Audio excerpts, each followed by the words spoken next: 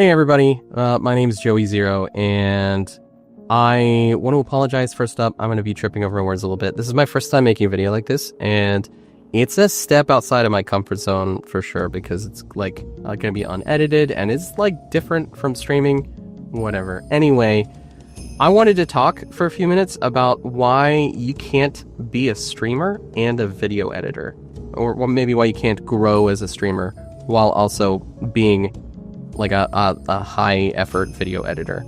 And I don't know, what do I mean by that? So okay, before we get into it, this video is not meant to throw shade at any streamers or any video editors. It's not even meant to throw shade at like Twitch or YouTube or anything like that.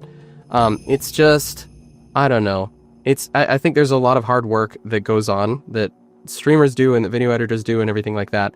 And I think I just wanted to make my plight and something that I've noticed clear to everybody, and also kind of explain what this channel is, hopefully at the same time. But yeah, so growing as a live streamer, there's lots of tips and lots of videos and stuff out there, but like one really common strategy, the thing that seems to work the best in 2025, is the thing that you see a lot of, I don't know, you see a lot of with like videos and stuff about it, especially like basically the strategy is to take your live stream content and hire a video editor and repurpose that content to go up on YouTube and TikTok and all those other places. And that's fine. Another very common strategy, it's a little bit older, but it definitely still works as far as I've seen, is just to get out there and network. So if you're not streaming, jump into somebody else's stream and be talking with them. Like try and make friends, try and find people to connect with, so that you could do collabs, or that you could just, you know, maintain a little spot in their community and just grow your community alongside theirs, if that makes sense. In practice, it's a lot less transactional than that. Whatever. But both of those are like, if you're editing your own videos, not hiring a video editor, but editing your own videos, or if you are making sure that you spend a lot of time in other people's streams. Both of those things are pretty time intensive. And then not to mention the time that it takes to stream normally, right? I would go as far as to say that you can't really find meaningful growth on Twitch, consistent growth that's going to like keep going if you're streaming less than like 30 hours a week. And there are always some like exceptions. Somebody is going to come out here and be like, "Oh, no, I grew a lot last week on 20 hours last week," or you know, so-and-so grew 1,000 to 1,000 concurrent viewers by just streaming whenever they wanted to without a schedule. There are always going to be exceptions, but in general, this is just what I've seen and what I've seen from like watching other people's streams and stuff like that.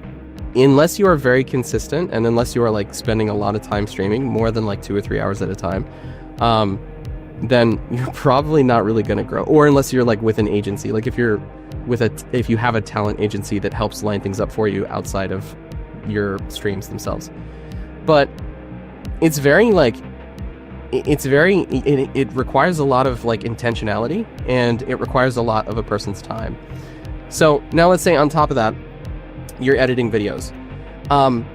This is not something that happens very quickly. And by the way, when I mention editing videos, I'm talking about like, well, okay, if you can edit videos kind of quickly if you don't put in a whole lot of effort, or like if you're all you're doing is trying to like showcase your stream itself, that's fine. That's something that like might take a couple hours, right? Or like maybe if it's a very long edit, it might take like a day or something.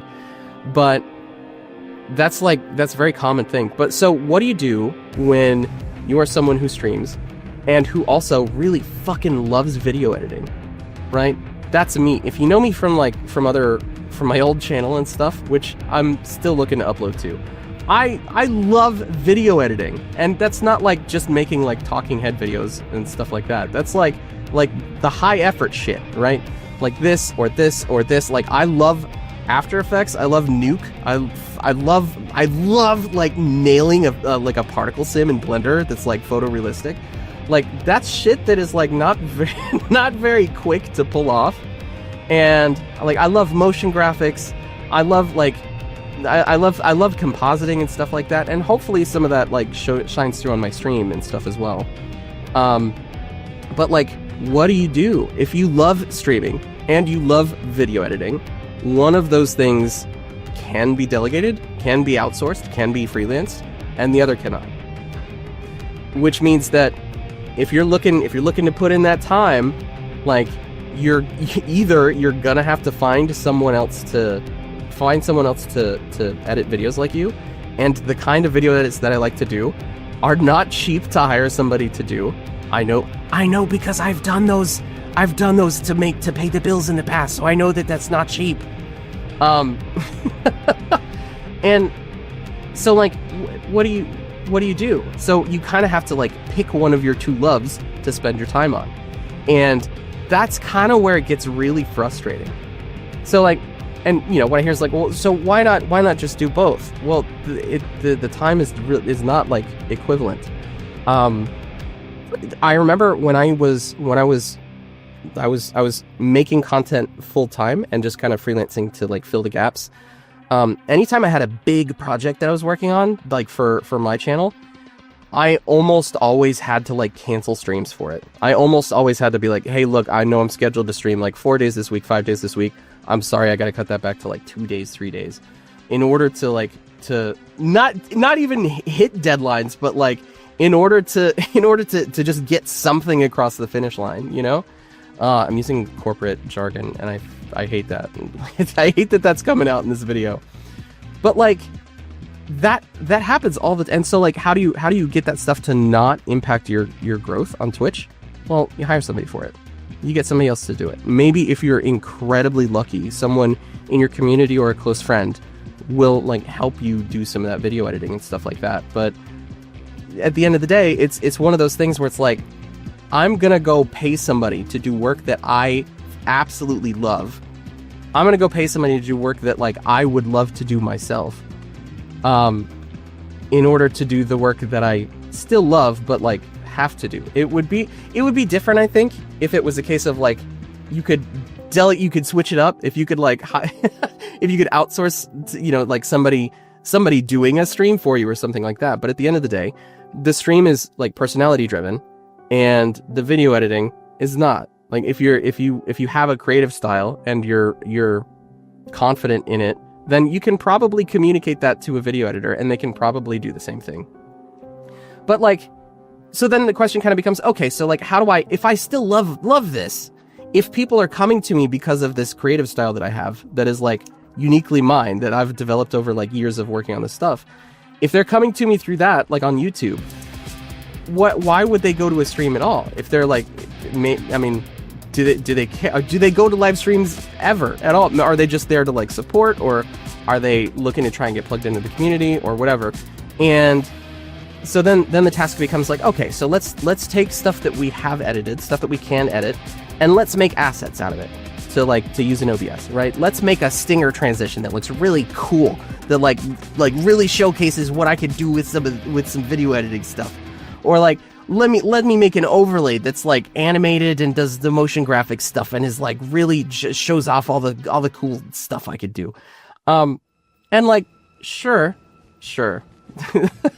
that does it. But I'll say this. Everyone that I've seen who streams and is like has very creative visuals on their streams, I love watching streams like that. But everyone that I've seen who kind of falls under that category, they all have YouTube channels that have completely languished, and like they are not uploading anymore because the time simply does not exist. There simply are not enough hours in the day for them to apply that same creativity to their YouTube videos.